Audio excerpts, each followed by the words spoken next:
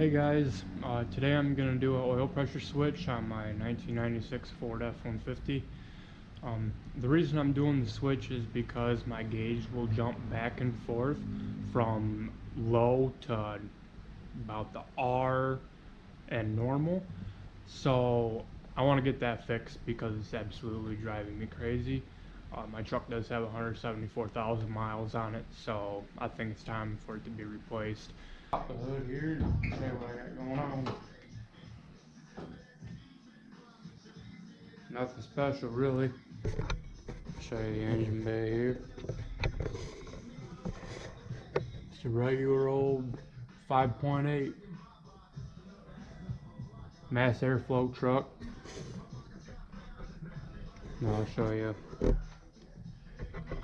I'm actually doing. So I'll show you the part here. Just no thread type stud on it. Has thread locker on it, so that's good.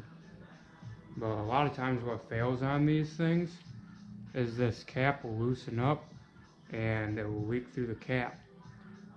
Or it'll just lose connection over the years. Sometimes even your pigtail could be bad on it. So I'm not sure what's wrong with this one, but I gotta fix it because it's driving me bonkers. So let me show you what we got going on here. Alright, let's get this intake out of here. Put it on there. This one down here is kind of a pain on the valve cover, especially if you don't loosen it up first.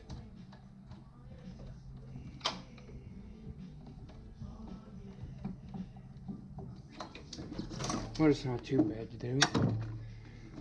This one down here, boom, there's your intake. That's off, so. Alright, now we gotta get the belt off. That way we can take the AC compressor off of here. Go down, it is a 15mm wrench. You can use socket, whatever you prefer. Pull up towards the passenger side of the truck. Pop the belt off the tensioner. Just like that, let that down easily. I'm going to take this off. Okay, now that we got the 10mm loose, we can take those out. Drops down, put those up here in the headlight mount panel. On a table, wherever you prefer. There's a plug right here on the AC compressor. You're going to have to lift up on it, get it up. It comes right off just like that. Put it over in your plugs and wires. Oh, dang it. There we go. I'm going to take that and set this back now wherever you want. Try not to get on your throttle cables like I'm doing, because it's just not good. Not good for your throttle cables. Okay, so now we'll take off the power steering pump. Okay, got the ratchet with a 14mm deep socket on here. Just gonna. Whew, wow. And I'll put them on there that tight.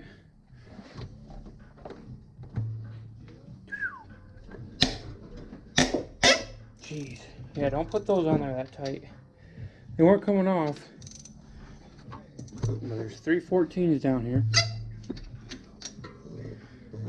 One here, here, and underneath the little fin in the pump bracket.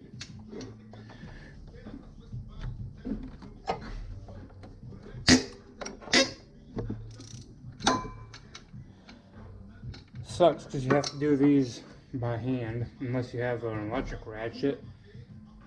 But usually once you break them loose, they're pretty easy to take off for the most part. Get this thing off of that stud off the water pump and just set her off to the side. Get your work done. Maybe put it behind your AC, so or put it down on your water pump. I got it down there on my my water pump. But now you can see, let me get the flashlight focused in so you can see the sensor down there. How rusty it is down there. Try to get down really close to it. Right there. So here's the difference on these. This is the, obviously, the one that was in the truck. It's all broken up, rusty. Feels pretty heavy too. See that? Oh, now that one does it too, but yep, it's new versus old. I did end up using vice grips to take this out because I don't have the right size socket here, and yeah, so I just tunked it with the whole hammer and it came right off.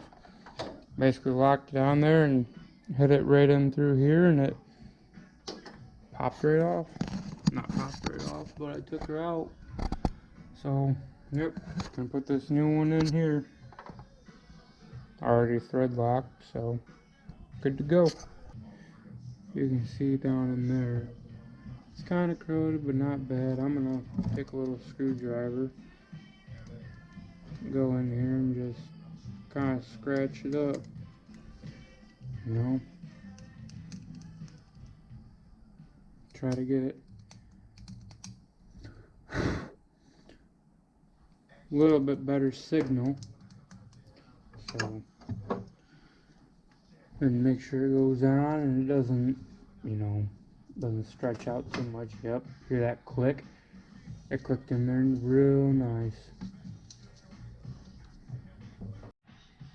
Okay, so now that I got the oil pressure sensor on, I'm gonna put the power steering pump bracket back on the motor and then put the AC. It's pretty much the same concept, putting it back together as it is taking it apart.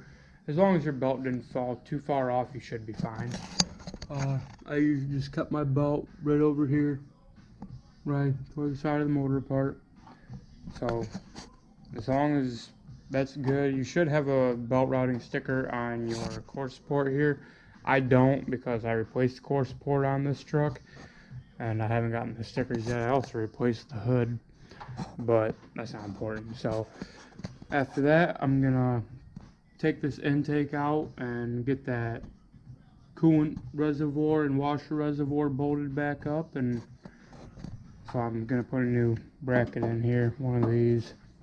So stay tuned.